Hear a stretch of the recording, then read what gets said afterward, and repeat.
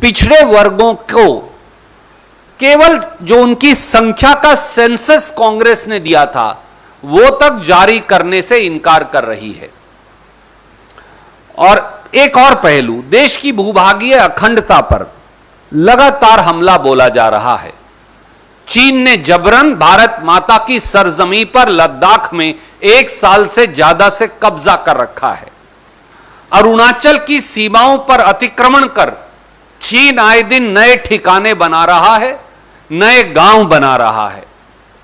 डोकलाम में चीन द्वारा मिसाइल बैटरीज, तोपखाने, अंडरग्राउंड बंकर्स, चिकन्स नेक तक नई सड़कों का निर्माण अपने आप में देश की सॉवरेनिटी के लिए खतरा है।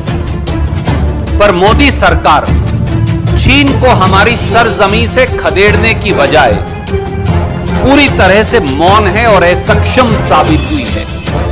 केवल टेलीविजन पर चाइनीज ऐप बैन करके वाहवाही लूटी जाती है और मोदी सरकार चीन से $97 बिलियन का सालाना चीनी वस्तुओं का आयात कर रही है। देश और समाज की इन समस्याओं पर पर्दा डालने के लिए मोदी सरकार ने चौतरफा धर्मांधता और रूढ़िवादिता का अंधकार फैला रखा है, जिसके टारगेट हैं अल्पसंख्यक वर्ग, खासतौर से मुसलमान, ईसाई और सिखों का नया सूर्य। आज जब देश प्रजातांत्रिक, आर्थिक और सामाजिक संक्रमण काल के दौर से गुजर रहा है, तब भारत की आजादी के संकल्पों के कोख से जन्मी भारतीय राष्ट्रीय कांग्रेस एक बार फिर पार्टी और देश दोनों को प्रगति और उन्नति के पथ पर लाने के लिए एक नए नव संकल्प का दृढ़ संकल्प ले रही है। देश की अपेक्षाओं के अनुरूप जो भारतीय राष्ट्रीय कांग्रेस से देशवासियों को हैं, भारतीय राष्ट्रीय कांग्रेस उदयपुर में 13, 14 और 15 मई 2022 को आत्मचिंतन, आत्म मंथन और आत्म अवलोकन तीनों चीजें करेगी। साथियों, नव संकल्प का चिंतन क्यों, ये प्रश्न आप लोग भी, कई देशवासी बार बार पूछते हैं। पहला कारण, देश में बढ़ती आर्थिक असमानता के चलते 142 देश के सबसे बड़े अमीरों की संपत्ति तो एक साल में 30 लाख करोड़ बढ़ गई, पर देश के 84% घरों की आय कम हो गई। 15 लाख रुपया तो मिला नहीं, खाते में आया नहीं, घर की बचत और लुट गई पिछले 8 साल में। गर्त में गिरती अर्थव्यवस्था के चलते एक अमेरिकी डॉलर के मुकाबले हमारे रुपये की कीमत अभी अभी गिरकर और ज्यादा गिरकर 77.55 हो गई है, यानी 77 रुपया 55 पैसे में आप अब $1 खरीद पाएंगे। यह 75 साल में सबसे बड़ी गिरावट है। दूसरी ओर देश का कर्ज, जो आजादी के बाद 68 साल में 2014 तक 55 लाख करोड़ था, वो पिछले 8 साल में 55 लाख करोड़ से बढ़कर 2022 में 135 लाख करोड़ हो गया। मोदी सरकार हर रोज देशवासियों के सर पर 4000 करोड़ रुपया कर्ज लेती है। हर हिंदुस्तानी के सर पर केंद्र सरकार द्वारा लिया गया कर्ज की राशि अब 1 लाख रुपया प्रति व्यक्ति हो गई है। तीसरा पहलू, महंगाई ने लोगों का जीवन नर्क बना दिया है। साल 2014 में 410 रुपए में मिलने वाला गैस सिलेंडर अब 1000 रुपया का हो गया। साल 2014 में 71 रुपये का पेट्रोल अब 105 रुपया 41 पैसे प्रति लीटर हो गया। साल 2014 में 56 रुपया लीटर वाला डीजल अब दिल्ली में 95 रुपया 87 पैसे प्रति लीटर हो गया और आज मुझे बताया है कि वो लगभग 97 को टच कर रहा है। अकेले पेट्रोल और डीजल पर टैक्स लगाकर मोदी सरकार ने तो 27 लाख रुपया 8 साल में कमा लिए, पर देशवासियों को क्या मिला? यही हाल हर रोज अखबार उठाइए, हर रोज अखबार की सुर्खियां हैं, आटा, दाल, खाने का तेल, टूथब्रश, साबुन, टीवी, फ्रिज, रोजमर्रा की जरूरत की हर वस्तु की है। चौथा पहलू, देश में बेरोजगारी की दर 8% से अधिक है। भारत सरकार, सरकारी उपक्रमों, पीएसयूज और प्रांतीय सरकारों के अगर खाली सरकारी पद भी देखें तो उनकी संख्या 30 लाख से अधिक है। यानी 30 लाख नौकरियां खाली पड़ी हैं और युवा हाहाकार कर रहे हैं। अकेले देश की सेनाओं में 2,55,000 पद खाली पड़े हैं। निजी क्षेत्र में एमएसएमईज तालाबंदी की कगार पर हैं। करोड़ों एमएसएमईज बंद हो गए हैं। 2 करोड़ रोजगार हर साल देना तो दूर, करोड़ों रोजगार छीन लिए गए हैं। एक और पहलू, किसान व खेती को प्राइवेट हाथों में सौंपने का षड्यंत्र जारी है। पहली बार खेती पर टैक्स यानी जीएसटी लगाया, खाद पर, ट्रैक्टर पर, खेती के उपकरणों पर, कीटनाशक दवाइयों पर। खाद की सब्सिडी काटी जा रही है। डीएपी और यूरिया खाद की कीमतें आसमान को छू गई हैं। एमएसपी गारंटी कानून पर सरकार कोई चर्चा नहीं करती। मनरेगा का बजट काट दिया गया है। किसानों की आय 2022 तक दुगना होना तो दूर की बात है, लागत की कीमत तक नहीं मिल रही। एक और पहलू, दलित और आदिवासियों का सब प्लान खत्म कर दिया गया है। यानी बजट में दलित और आदिवासियों की हिस्सेदारी अब खत्म। उनके आरक्षण और दलित पक्षधर कानूनों पर लगातार हमला बोला जा रहा है। पीएसयूज बेचकर दलितों, पिछड़ों, आदिवासियों के आरक्षण को खत्म किया जा रहा है। दलितों पर अत्याचार, आदिवासियों पर अत्याचार देश में चरम सीमा पर है।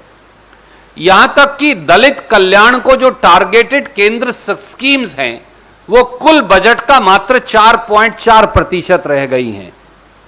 और अब तो केंद्र सरकार एक वर्ग रोज नया हिंदू मुसलमान विवाद पैदा कर देश की आंख पर पट्टी बांधी जा रही है। समाज में हिंदू मुसलमान विभाजन के बीज बोकर वह तुष्टीकरण की इस राजनीति को आधार बना भाजपा लगातार चुनावी जीत तलाश रही है।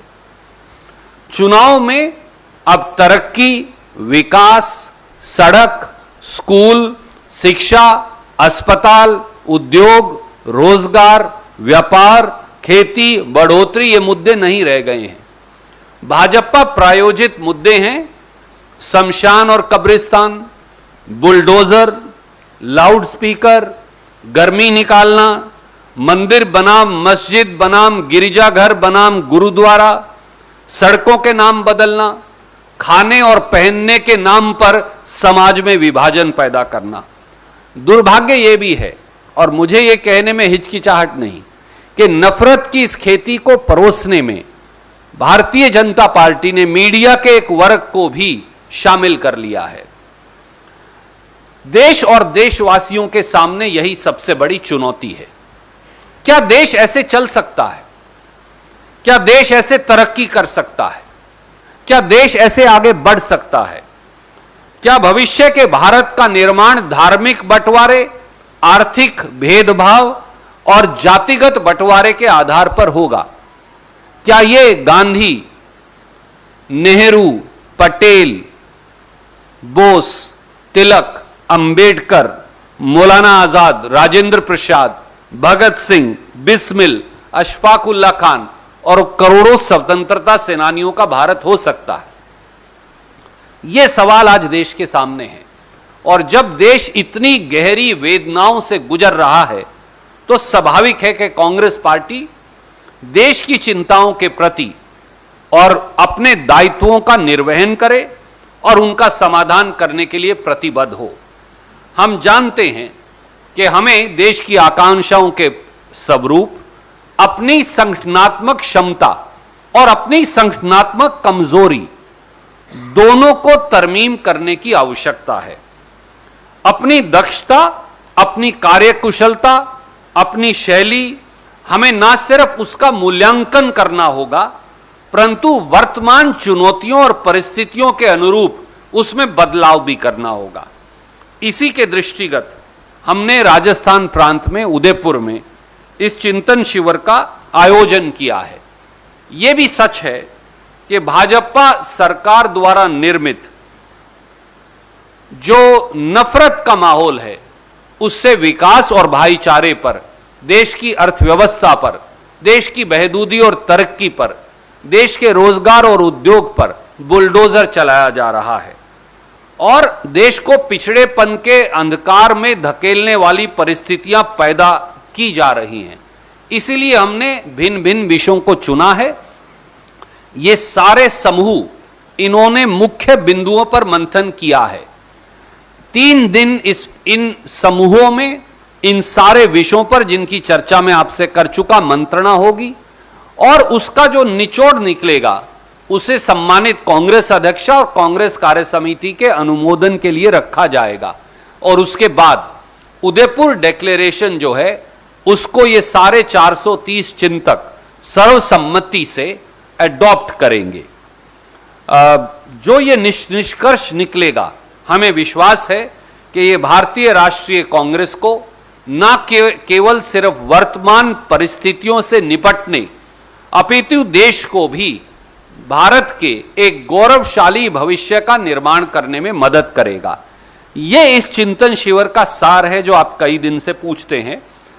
You are welcome to ask. We are of course going to release a statement in English.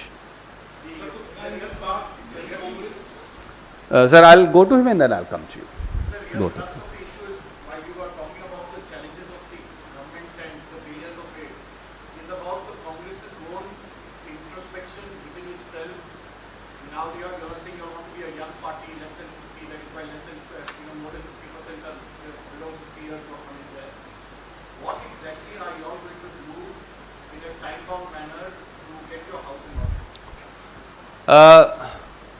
my friend,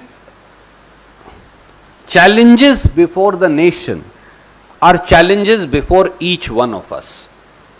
For we, the people of this country, including members of the Congress party and other political parties, comprise of the nation, including your good self. So for country to progress and move ahead, those challenges need to be addressed. BJP has presented its own set of principles which are founded upon targeting the minorities, the Muslims, the Sikhs, the Christians, and creating a fear psychosis among the majority vis-a-vis the minority. That's the clear-cut policy they are now following almost officially. That policy also warrants that elections will no longer be fought on the issues of progress, prosperity, peace, schools, colleges, universities, infrastructures, roads, thermal power stations, bridges, MSMEs, jobs, job creation, promotion of industries and MSMEs. But they will be fought on bulldozer, loudspeaker, Shamshan versus Kabristan, Mandir versus Masjid versus Church versus Gurdwara, right to what kind of clothes can you wear or what kind of food will you eat, etc., etc. This is a serious threat to the very existence of the country that we founded and liberated from the British on 15th August 1947. So I am going to come to the challenges before Congress, but this is a challenge before the country itself. The simple questions are, can India progress like this? Can India even move ahead like this? Is the India of the future founded upon the religious polarization and divisions between minority and majority, between the divisions of caste, and between the income inequalities which have become insurmountable.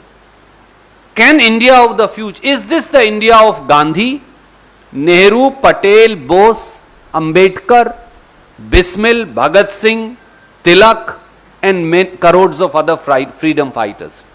And that's why Congress needs to address these challenges. Yes, we need to address organizational weaknesses that have cropped in. We need to address and if necessary restructure the Congress organization so as to meet up the challenges of the changing times, where divisions of religion and hate against minorities has become the art of winning elections for BJP. For BJP, the way forward for winning election is to create a Hindu versus Muslim versus Sikh versus Christian divide, and target first the minorities, then the Dalits and Adivasis, and then the backwards, and polarize the society based on religion and caste. How is Congress going to address this new challenge? What are the organizational weaknesses that Congress party has? What is the course correction that Congress party needs to take? What are the new paradigms that Congress party needs to reset for itself? What is the new way forward and the new milestone that Congress party needs to traverse? These are all questions that we are posing to ourselves. We want to introspect, we want to contemplate, we want to reflect both on our failures as also on our successes as an organization, as also the challenges before this country. We believe that the challenges before this country and challenges before Congress are interlinked. They are not segregated challenges. They are interlinked challenges, for they ultimately reflect upon the foundational ethos of India. And the current dispensation has actually assaulted India's constitution and its ethos both, as also the belief of its people, which has survived and sustained for thousands of years. And all this needs to be looked at.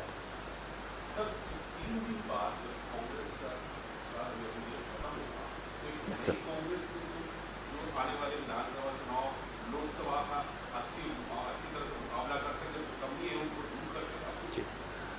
Shrimati Sonia Gandhi ji ने कांग्रेस कार्य समिति को अपने भाषण में कहा भी था कि किसी एक व्यक्ति के पास जादू की छड़ी नहीं है, पर जब जब मुश्किलात आती हैं, जब जब विषम परिस्थितियां आती हैं, जब जब कठिन समय आता है, तो फिर सर जोड़कर पूरे परिवार को इकट्ठे बैठकर हल निकालना चाहिए। ये नव संकल्प चिंतन शिविर एक कवायद है, एक रास्ता है, एक मील पत्थर है उस नए रास्ते का जिसका गठन भारतीय राष्ट्रीय कांग्रेस करना चाहती है, देश के लिए भी और कांग्रेस के संगठन के लिए भी। क्योंकि हमारा यह मानना है कि आज का हिंदुस्तान और उसमें हमारी सरकार केवल और केवल उनके पास एक एजेंडा है, हिंदू को मुसलमान से लड़वाओ, हिंदू को सिख से लड़वाओ, हिंदू को ईसाई से लड़वाओ, और एक इस प्रकार का विभाजन का माहौल पैदा करो जहां देश के बहुमत को अपने अस्तित्व को खतरा महसूस करने हो जाए, और उस खतरे से बचाने के लिए फिर भाजपा और मोदी जी आगे आ जाएं। यह उनकी एक सीधी सी थ्योरी रही है, और वो इसको इस जातीय और धार्मिक विभाजन में लगातार अपनी जीत तलाशते हैं। जब जब धार्मिक आधार पर, जातिगत आधार पर दंगे या विभाजन होते हैं, तो स्वाभाविक तौर से तरक्की गौण हो जाती है, विकास पीछे छूट जाता है।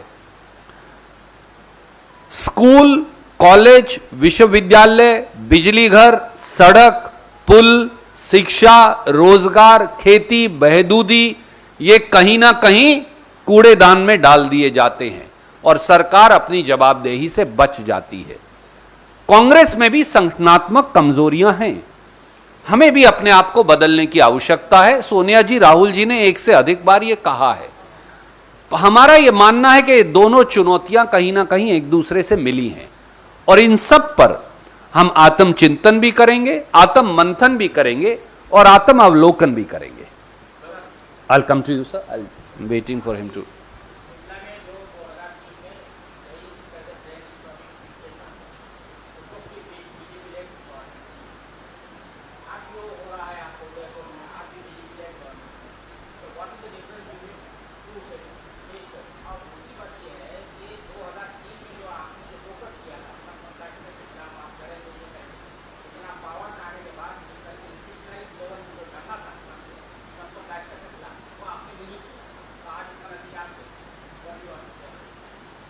You want me to answer in Hindi or English, sir?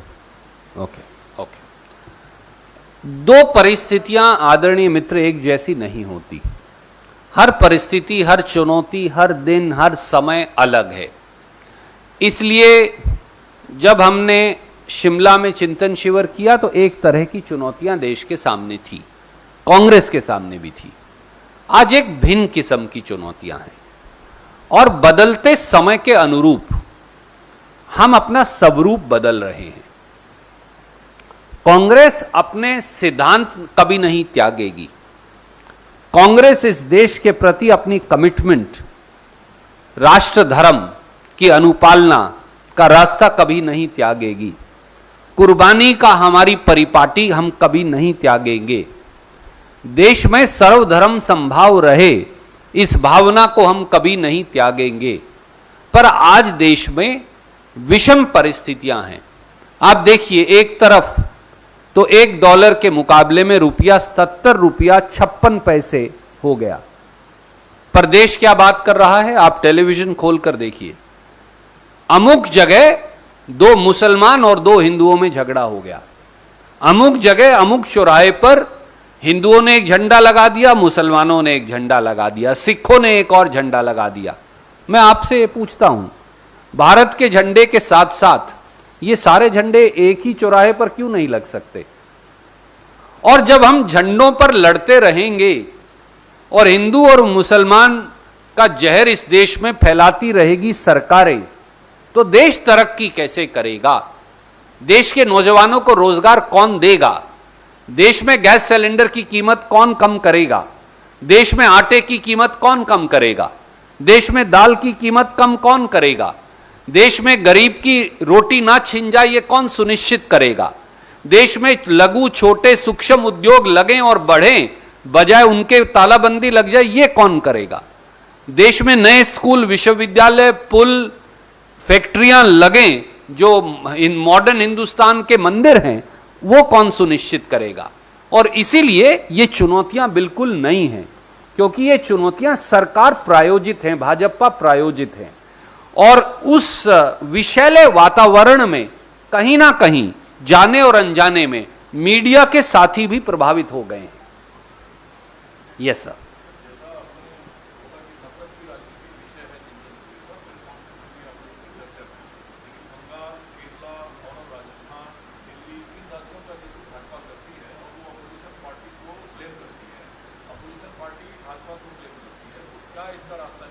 आदरणीय मित्र, मैंने पहले भी कहा था, देखिए यूपी में चुनाव से 1 साल पहले कितने दंगे हुए। आज मैं आपके समक्ष पूछता हूं, आपके दर्शकों और पाठकों से, क्या यूपी में अब कोई दंगे हो रहे हैं? जब उत्तराखंड का चुनाव था तो कितने दंगे उत्तराखंड में हुए 1 साल पहले तक? क्या अब कोई उत्तराखंड में दंगा हो रहा है? जब यूपी और उत्तराखंड में चुनाव था तो राजस्थान में कोई दंगे हुए थे? कोई नहीं हुए। अब 1 साल में राजस्थान में चुनाव है तो राजस्थान में दंगे शुरू हो गए हैं। देशवासियों समझिए ये करवा कौन रहा है? ये धार्मिक तुष्टीकरण की नीति भारतीय जनता पार्टी का तकिया कलाम है, ये उनका मूल मंत्र है। क्योंकि वो ये नहीं पूछने देंगे कि चिरंजीवी स्कीम में देश की पहली सरकार राजस्थान की कांग्रेस सरकार है जहां हर व्यक्ति का इलाज मुफ्त है। मुझे देश में कोई ऐसी सरकार या प्रांत बताइए जहां हर व्यक्ति का इलाज मुफ्त हो। देश में कोई ऐसी सरकार बताइए जहां पर कर्मचारियों के कल्याण के लिए नायाब किस्म की पेंशन स्कीम लागू की गई हो। देश में कोई ऐसी सरकार या प्रांत बताइए जहां हर व्यक्ति का बीमा सरकार ने करवा दिया हो, वो भी 10-10, 5-5 लाख रुपए का। मुझे देश में कोई ऐसी सरकार बताइए छत्तीसगढ़ को छोड़कर जहां बगैर जमीन वाले खेत मजदूर जो अनुसूचित जाति और पिछड़े वर्गों के लोग हैं उनको सरकार हर माह पैसा देती हो। कोई ऐसी सरकार बताइए देश में, ऐसी प्रांत की सरकार जहां किसान को प्रांत की सरकार मासिक पैसा देती हो। यह सवाल इसलिए सामने नहीं आ पा रहे क्योंकि भाजपा के लिए यह सवाल सही नहीं है। उनके लिए हिंदू बनाम मुसलमान, नफरत और बंटवारा यह उनका एजेंडा है। और इसीलिए जब जब चुनाव जहां जहां आएंगे, अब कर्नाटक में शुरू हो गया है विवाद, 14 महीने तक रहेगा, उसके बाद कोई विवाद कर्नाटक में नहीं रहने वाला। यह उनका मॉडल है, राजनीतिक मॉडल है भाजपा का। जहां चुनाव हो वहां हिंदू मुसलमान विभाजन पैदा कर दो, नफरत के बीज बो दो, बंटवारे की खेती करो और उसके बाद वोट की फसल काटकर गायब हो जाओ।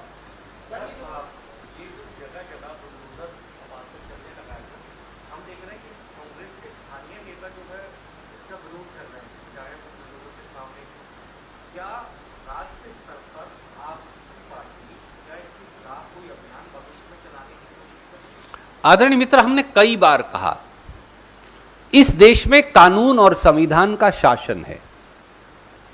भारतीय जनता पार्टी ना इस देश के कानून को मानती ना संविधान की परिपाटियों को जानती, क्योंकि जिन लोगों ने देश की आजादी के 52 साल बाद तक तिरंगा ना फहराया हो, जो आजादी से पहले अंग्रेज के पिट्ठू रहे हों, वो शायद भारत के स्वतंत्रता संग्राम की परिपाटी और कुर्बानी को नहीं जान सकते।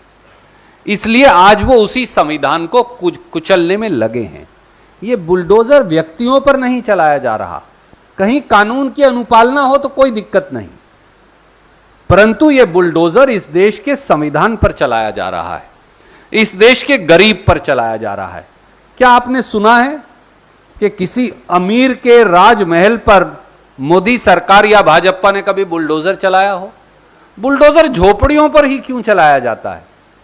बुलडोजर छोटी छोटी बस्तियों में, गरीब बस्तियों में, जिन्हें कई व्यक्ति भाजपा के मलिन बस्ती कहते हैं कि बहुत साफ नहीं है, इसलिए उन बस्तियों में ही क्यों चलाया जाता है?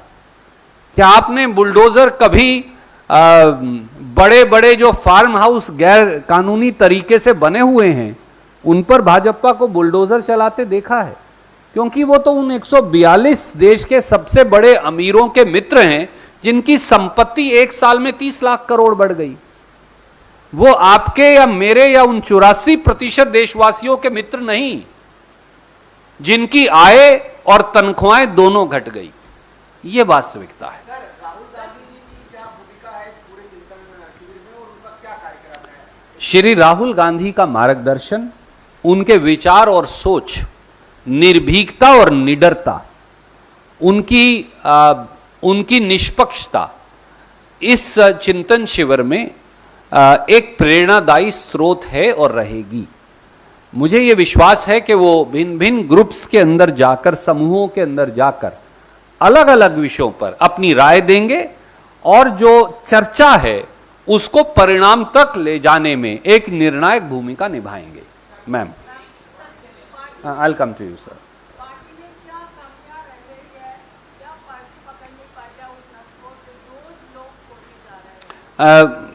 आदरणीय साथी, मैंने काफ़ी तफसील से इस सवाल का जवाब दिया है और बाकी के जो निर्णयों के लिए मेरा ये अनुरोध है, क्योंकि I am not repository of any wisdom rather than all wisdom at all. So 430 व्यक्ति जो हैं 450 व्यक्ति लगभग, ये मंथन करेंगे बैठकर। तो ये कांग्रेस के नौजवान और बुजुर्ग सब किस्म के तजर्बा और तरुणाई दोनों हैं। जब ये मंथन करेंगे तो उसमें से कुछ अवश्य निकलेगा।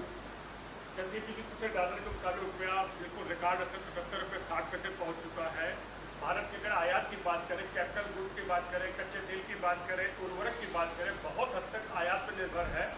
रुपया टूटने का असर क्या मार्केट पर पड़ेगा, क्या महंगाई और बढ़ेगी?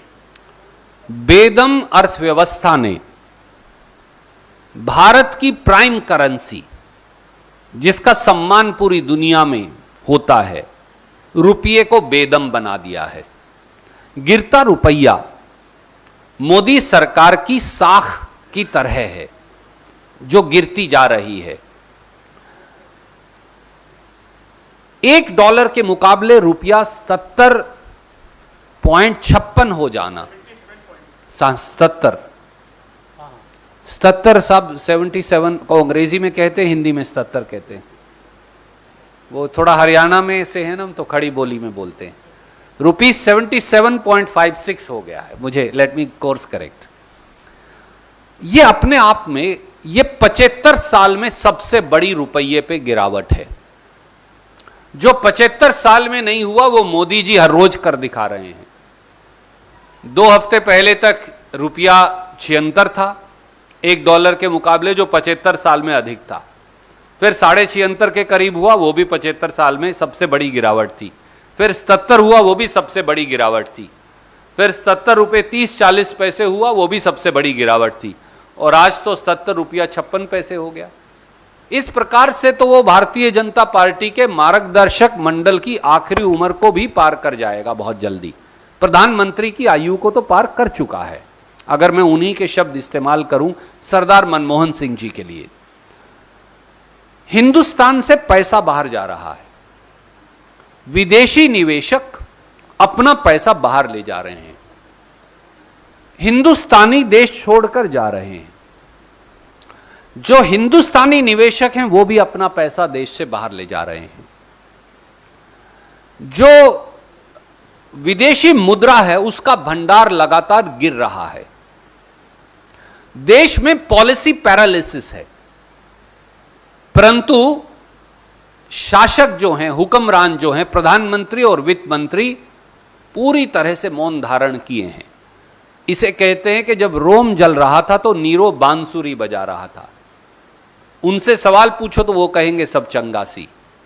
पर बच्चों से पूछो जो बाहर पढ़ने जाना चाहते हैं, उनसे पूछो जो सामान आयात कर रहे हैं, उनसे पूछो जो रोजमर्रा की जिंदगी में पिस रहे हैं। गिरता रुपया, रुपये की गिरावट, बेदम होता रुपया, इस देश की गिरती अर्थव्यवस्था, इस देश के नागरिकों के लिए, इस देश की अर्थव्यवस्था और बहबूदी और तरक्की के लिए बहुत बड़ा खतरा है। अब तो जाग जाइए मोदी।